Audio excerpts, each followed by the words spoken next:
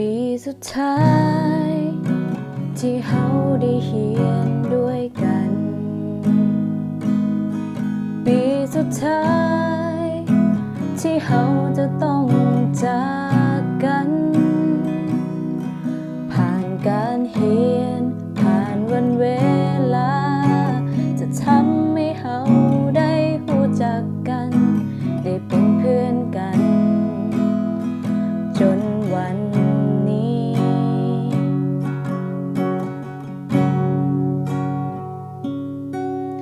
มาถึงม.7 ปีนี้ก็เลยห้องเพลงนี้แทนใจก่อนที่เฮาจะจากไปห่างกันให้ทุกคนจดจำในใจฝากเพลงนี้ไว้ให้คิดถึงกันเมื่อต้องถึงวันที่จากไป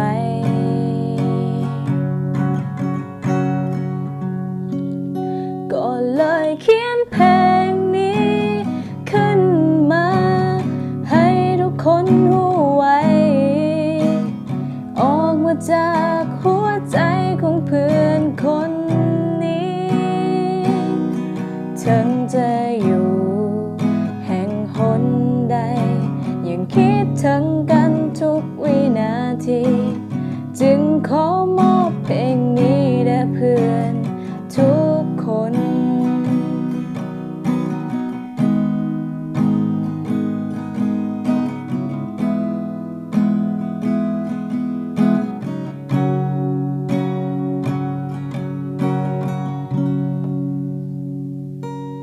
สุดท้ายนี้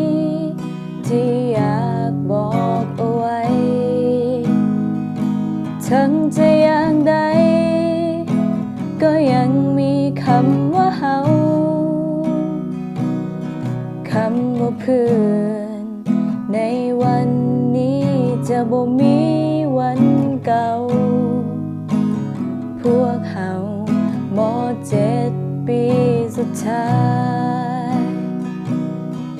คำว่าเพื่อนในวัน